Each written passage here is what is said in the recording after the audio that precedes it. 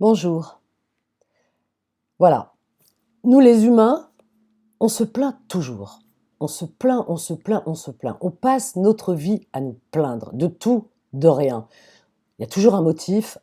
De toute façon, on en trouvera toujours pour se plaindre. Alors, ceux qui n'ont pas de travail se plaignent de ne pas trouver de travail. Ceux qui ont du travail se plaignent de trop travailler. Euh, Actuellement, on voit des grèves de partout, des embouteillages, des voitures renversées, brûlées, et cetera. Enfin voilà. On a l'impression qu'on a affaire à des grands gamins qui s'amusent, qui sortent, qui se retrouvent et voilà. Enfin, 62 ans, 64 ans la retraite. Moi, je vois pas trop la différence à 2 années près.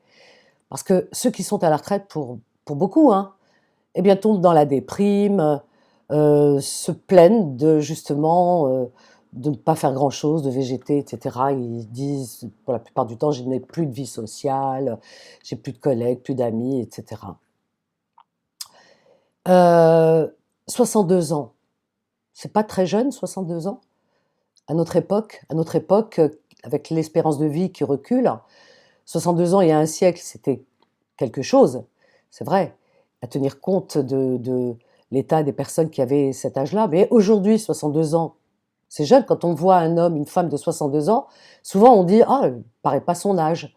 Ben oui, en comparaison avec nos grands-mères, nos arrière-grand-mères, etc., qui, elles, paraissaient bien leur âge à l'époque, et même plus tôt. À 50 ans déjà, elles étaient fatiguées, elles avaient vraiment des mines très très usées, etc. Mais aujourd'hui, 62 ans, je veux dire, bon, ça va, il y a le confort, on n'a plus besoin d'aller chercher l'eau dans les puits, on a l'eau courante qui coule partout chez nous, salle de bain, cuisine, etc., l'eau chaude. On a tout, quoi, on a tout le confort pour mener une vie paisible et pas faire trop d'efforts pour ne pas trop s'user. À 60 ans, on est jeune. 62 ans, on a encore tout un avenir devant nous. Et il y a des personnes qui se reconvertissent et qui font même autre chose, qui changent de métier, etc. Donc 62, 64 ans, non mais attendez. Enfin moi j'hallucine, hein, vraiment j'hallucine. Je trouve que nous sommes, comment dire, l'espèce humaine capricieuse, vraiment. Quand on regarde ailleurs, dans d'autres pays, ils n'ont même pas. Alors, la retraite n'existe pas. Dans beaucoup de pays, la retraite n'existe pas. Oui, elle n'existe pas. Donc, les personnes travaillent toute leur vie. Et on a vu dans des contrées, je ne sais plus, dans des pays asiatiques, dans des reportages, où des personnes âgées, j'ai vu une vieille dame, mais vraiment très âgée, qui avait plus de 90 ans, et qui travaillait, elle était dans une espèce de petit boui-boui, où elle faisait du raccommodage, etc. Et elle expliquait aux journalistes qu'elle était obligée, parce qu'elle n'avait pas de moyens de survivre si elle ne continuait pas jusqu'au bout de sa vie à faire de ces petits bricolages, tout ça.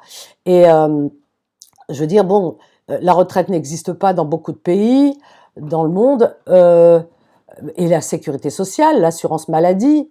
Les gens, ils meurent parce qu'ils n'ont pas d'assurance maladie et que quand ils tombent malades, eh ben, voilà, ils sont pas couverts, ils n'ont pas les moyens de se soigner. Et même dans des pays développés, hein, voilà, on voit pas très loin, les États-Unis, tout ça, et même en Europe, il y a des pays où ici on a des mutuelles, on a une assurance qui nous couvre bien. Bah eux, ils ont pas ça. Donc quand ils tombent malades, ils n'ont pas les moyens de se faire soigner. Quand ils perdent des dents, par exemple, ils ont des problèmes dentaires. Eh bien, alors là, c'est encore pire. On voit dans les reportages dans certains pays où les gens sont malheureusement édentés, ils ont la bouche vide de dents, il n'y a pas de dents, voilà, parce qu'ils n'ont pas les moyens de se soigner, même pas de s'acheter ce qu'on appelle un dentier, voyez-vous. Voilà, donc c'est terrible. Et nous, ici, on fait des cacas nerveux, on n'est pas content, 62, 64 ans, etc., etc. Pour un oui, pour un non, on sort, on manifeste, on casse, on hurle, oui, à l'injustice, etc. Alors que, avec les crises qui nous attendent, on est en pleine crise et les gens ne se rendent pas compte, et ce qui nous attend devant n'est pas très reluisant, hein, avec les confinements, les Covid, tout ce qu'on veut. Eh bien, On a connu une période de Covid pendant 3 années qui a réduit l'économie à zéro et au-dessous de zéro même, et que beaucoup de boutiques ferment, beaucoup de magasins, des grandes chaînes sont en train de fermer actuellement, on se rend pas compte. Il y a beaucoup d'employés, des vendeuses, etc., qui se retrouvent au chômage. Et donc, comment on va faire pour venir à bout, hein, pour payer toutes ces personnes au chômage? Voilà, des centres commerciaux qui ferment. Enfin, c'est vraiment la catastrophe. Les gens se rendent pas compte. Donc, je sais pas. Enfin, moi, je pense que le bon sens voudrait que on se contente de ce qu'on a, de nos acquis, et que on n'en demande pas trop, parce que si on en demande, si on tire sur la ficelle, bah, au bout d'un moment, on risque de casser. Et si on se retrouve avec rien, qu'est-ce qu'on va dire là à ce moment-là? Voilà, c'est déjà arrivé et ça peut arriver. Voilà, j'ai l'impression qu'on se rend pas trop compte. Voilà, voilà. Donc, je vous parlais de tous ces caprices, de citoyens de pays riches, on peut le dire. Voilà, de pays où on vit dans le confort et on regarde pas de l'autre côté autour de nous ceux qui n'ont rien et qui font avec rien. Voilà, qui font avec des bouts de ficelle, hein, comment dire, ils ont même pas de chaussures, avec des bouts de plastique. Eh bien, ils essayent de rafistoler, de se faire des semelles pour pouvoir marcher, pas marcher pieds nus. Il y a des enfants qui vont à l'école dans des pays pas très loin, eh bien, ils font des kilomètres à pied pour accéder eh bien, à leur classe et au savoir et, et pour étudier. Et ils y vont même pieds nus. Ils n'ont pas de chaussures, ces enfants. Ils n'ont pas de fourniture scolaire. Ils n'ont même pas un bout de pain pour manger le midi. Je veux dire, mais qu'est-ce qu'on doit dire quand on voit ça?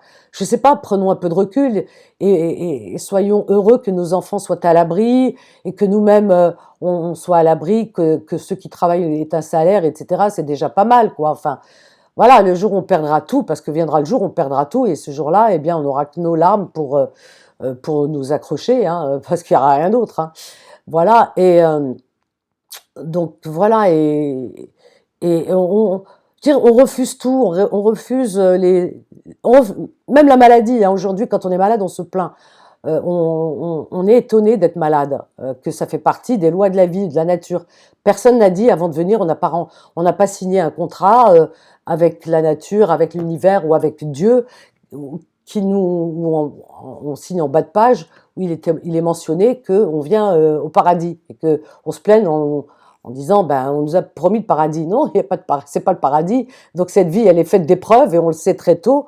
On a été éduqué avec ça puisque nos parents, on a vu hein, les épreuves par lesquelles ils sont passés et on n'accepte pas les épreuves. Les épreuves font partie du destin de chacun être humain qui passe par cette vie, qui a ses bons côtés. Profitons aussi des beaux moments. Voilà, quand on passe entre les gouttes, parce que les épreuves, on en connaît, on en aura toujours hein, des épreuves. Là, c'est le bruit de mes chiens. Donc, on en aura toujours, toujours, toujours des épreuves.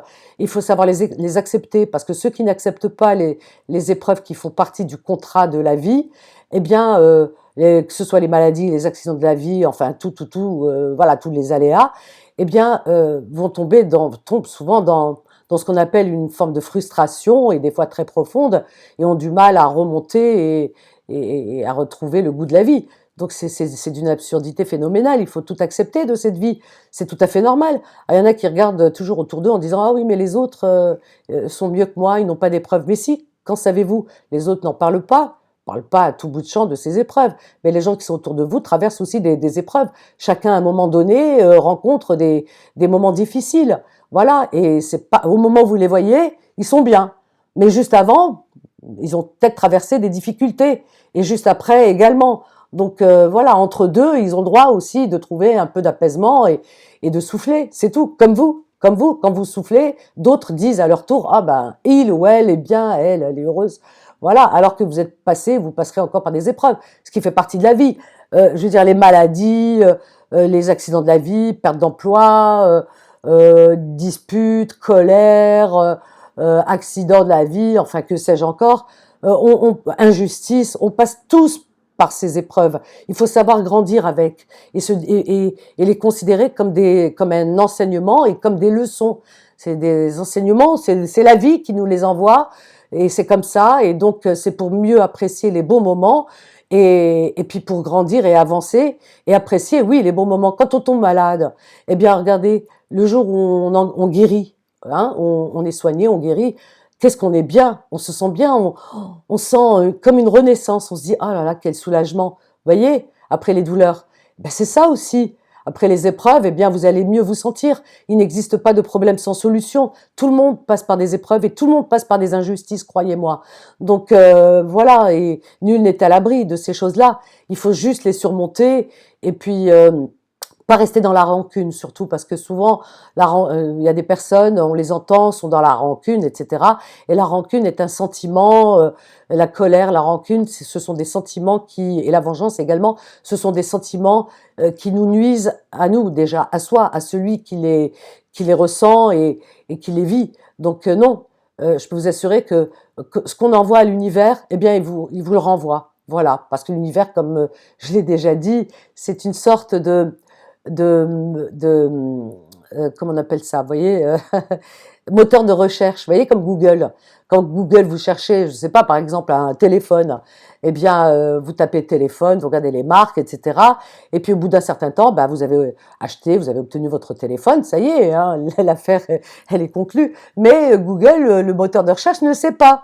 C'est aussi bête que ça, voyez-vous. Donc, il continue pendant des mois à vous envoyer des modèles de téléphone, alors que vous n'avez plus besoin. Vous ouvrez votre ordinateur, paf, des modèles de téléphone pendant longtemps, jusqu'à la prochaine recherche d'un autre objet, et c'est sans fin. Ben, l'univers, c'est pareil. Vous lui envoyez des pensées positives, eh bien, il vous renvoie des pensées positives. Si vous envoyez des pensées négatives, eh bien, je peux vous assurer que lui, il comprend aussi bêtement qu'un moteur de recherche que vous cherchez le négatif. Voilà. Alors, si vous plaignez en disant que vous êtes malheureux et tout, malheureux, il comprend malheureux, c'est comme un moteur de recherche, il vous envoie des raisons pour que vous soyez malheureux. Alors que si vous dites que malgré tout, malgré les épreuves, hein, parce qu'on passe tous par là, eh bien, si vous lui envoyez comment on appelle ça, des informations, des pensées positives, vous raccrochez à tout ce qu'il y a de plus positif en disant, bon, de toute façon, ça ne va pas durer, eh bien, je suis là actuellement, je passe par des moments difficiles, bon, ça c'est inconsciemment, ça vous le savez, mais à l'univers, vous envoyez des messages en vous forçant à être dans le moment présent et dire mais je suis heureuse parce que je suis en vie, parce que j'ai la santé et que tout va bien dans ma vie et merci, merci univers. Voyez, donc vous savez remercier et eh bien il vous le rend. Voilà, tout simplement, il entend merci, il est content, et il entend heureuse, bonheur, il vous envoie du bonheur, il vous envoie, vous savez pas par quel biais, voilà, voilà, je sais pas, hein, ça peut être tout et n'importe quoi, une bonne nouvelle qui tombe, waouh, et bien tout peut changer dans votre vie parce que vous avez envoyé les bonnes informations. N'oubliez pas, l'univers c'est un moteur de recherche, voilà. Et je pense que Dieu nous l'a mis à notre disposition comme un moteur de recherche pour pouvoir, eh bien, assouvir nos besoins et nos envies. Donc ne l'oubliez surtout pas. Ça, c'est important. Et l'avoir toujours en conscience quand il y a des moments où vous passez par des moments difficiles. Et au lieu de pleurer sur vos lauriers, hein, de dire oui, de pleurer sur le laurier, je sais pas si ça se dit. Non, c'est dormir sur ses lauriers. Je sais pas. Bref, de pleurer sur votre sort. Eh bien, au lieu de pleurer sur votre sort et dire que vous êtes malheureux, etc. Non, non. Dites que tout simplement vous êtes heureuse, que personne ne peut vous atteindre. Et oui, personne ne peut vous atteindre. Vous avez les bons outils. Et d'ailleurs, vous avez les bons outils pour vous défendre de l'adversité. Il y a toujours les outils, vous savez. Il y a des gens qui vont vous attaquer, qui vont vous voir du mal. C'est comme ça. L'être humain, il est ainsi fait. Voilà. Il est plein de frustrations. Il rejette les frustrations sur les autres parce que l'être humain ne reconnaîtra jamais qu'il a eu tort des moments donnés de sa vie, etc. Donc, c'est toujours la faute de l'autre, des autres, etc. Eh bien, quand on vous attaque, eh bien, tout simplement, restez serein parce que vous avez toujours les outils pour contre-attaquer et surtout pour vous défendre. Il y a toujours un bouclier et vous les avez, les outils. L'adversaire ne le sait pas, mais vous le savez. Voyez? Donc il ne le sait pas, mais au bon moment, eh bien, au moment où il pense que vous êtes à terre, eh bien, vous sortez les outils et là, vous le laissez quoi? Voyez-vous? Voilà. Moi, je vous donne des petites astuces. Ne répondez jamais à l'adversité. Ne répondez jamais à la provocation quand on vous provoque, etc. Ne répondez pas. Vous savez, tout arrive à qui sait attendre. Voilà. toujours. Il y a Jean de La Fontaine qui avait beaucoup fait écrit de fables, etc. là-dessus. Donc n'oubliez jamais que tout arrive à qui sait attendre. Gardez ça en tête. Parce que le jour, vous voyez, ne donnez jamais vos outils, vos billes, etc. à l'adversaire. Jamais. Si vous êtes attaqué, ne dites rien. Le silence, vous savez, une bouche fermée, comme elle dit ma mère, elle m'a toujours dit, mettre le debana. Une bouche fermée, la mouche n'entre pas. Donc gardez la bouche fermée, ne dites rien. Laissez votre adversaire, il ou elle, peu importe, laissez-le ou lui penser que, eh bien, il a gagné sur vous, hein, etc. Laissez-le. Mais viendra le moment venu, mais vraiment au beau moment, là où vous sortez, il y a toujours des arguments, il y a toujours il y a des preuves à tout dans la vie de toute façon. Mais souvent les gens oublient parce ils manquent de mémoire, les gens. C'est ça leur problème, c'est leur manque de mémoire, leur amnésie, parce qu'ils pensent qu'il y a que qui peuvent attaquer, ils ont les arguments ou les outils, etc. Que vous ne possédez rien. Non, vous les avez. Cherchez, vous trouverez. Voilà, on a toujours quelque chose pour répondre. Et je peux vous assurer que celui qui sera à terre, c'est pas vous à ce moment-là. Voilà, donc gardez la tête haute, ne vous laissez pas abattre. Je reçois beaucoup de messages qui vont dans ce sens et qui me disent « Oui, on m'a fait du mal, on me fait du mal, etc., etc. » Ne vous inquiétez pas, tout arrive à point, à qui sait attendre. Croyez-moi, voilà, tout simplement. Mais surtout, restez dans le silence. Laissez, au bon moment, ben voilà, vous sortez la carte Joker. Et c'est vous qui serez gagnant, tout simplement. Donc gardez tête haute, il y a toujours des solutions dans la vie, il n'existe pas de problème sans solution, restez serein, voilà, moi c'est ce que j'adopte comme attitude depuis toujours, être sûr de soi, avoir sa conscience tranquille, c'est très important, voilà, gardez bien tout ça en tête, et puis n'oubliez pas de vous faire du bien. C'est bien de faire du bien aux autres, mais c'est bien aussi de se faire du bien à soi, pas être égoïste, mais pas aussi s'oublier, hein. Voilà, tout simplement. Et celui qui vous nuit, bah, fuyez-le, hein, tout simplement, hein. Voilà, débarrassez-vous des personnes toxiques, hein. Rien ne nous oblige de rester liés, attachés à des personnes qui nous nuisent, hein. Peu importe le lien affectif qu'on ait eu avec la personne. Non, voilà, il existe des milliards d'êtres humains sur Terre. Et parmi eux, il y en a qui sont tellement intéressants. Voilà. Et puis, il y a de bonnes lectures aussi. J'aime toujours revenir à la lecture audio, hein. Souvent, la journée, c'est bien. C'est vrai que moi, j'adore la lecture. Vous voyez, je vous apprends rien. Mais la nuit, avant de m'endormir, je m'endors tous les soirs avec de la lecture audio. Parce que je me remplis bien les neurones avec tout ça. Parce que le cerveau ne dort pas, bien entendu. Il absorbe, tant qu'à faire qu'il absorbe les bonnes choses, au lieu qu'il aille chercher dans les stocks de pensées négatives, etc. Parce que un cerveau, il a toujours besoin de matière pour pouvoir fonctionner. Voyez. Donc, au lieu de lui donner voilà, parce que vous avez des pensées des fois négatives dans la journée, etc. C'est souvent ça qui ressort. Eh ben, il va chercher dans les stocks la nuit et voilà, il travaille avec tout ça. Non, écoutez de la lecture audio, de la bonne lecture audio et faites-vous du bien et surtout, surtout, pensez au moment présent. Hier n'existe plus, donc il n'existe pas. Demain n'existe pas, voilà, on n'y est pas, n'existe pas. C'est toujours le moment présent qui est important, voyez-vous, parce que demain, ce sera aussi le moment présent de demain. Allez, voilà. Mais oubliez hier, oubliez et avancez avec le moment présent, c'est très important. Et profitez, mais à fond du moment présent, voilà, parce que ce que vous appelez demain, on ne sait pas. Voilà, on est là aujourd'hui, c'est ça qui est important. Ok ? Voilà, chers amis, et ne restez pas dans la frustration. Aimez-vous, aimez-vous. Pour aimer les autres, il faut s'aimer soi. Il faut se remplir d'amour pour soi déjà, s'aimer, se trouver beau, se trouver belle, eh bien, pour pouvoir aimer les autres. Moi, je m'aime. Voilà. Pour aimer les autres, je m'aime. Pour donner aux autres, je me donne. Je me donne les belles choses de la vie. Voilà. Et je m'aime, comme j'aime à le dire. Voilà. Et je suis contente de ce que je suis. Voilà, tous âges de la vie. J'accepte toutes les époques, toutes les périodes de ma vie. Et puis c'est comme ça que j'en fais profiter autour de moi. Voilà. Parce que qui ne sait pas s'aimer ne saura pas aimer les autres. Voilà, chers amis. Allez, Faites-vous du bien, aimez-vous. Moi, je vous aime. À bientôt.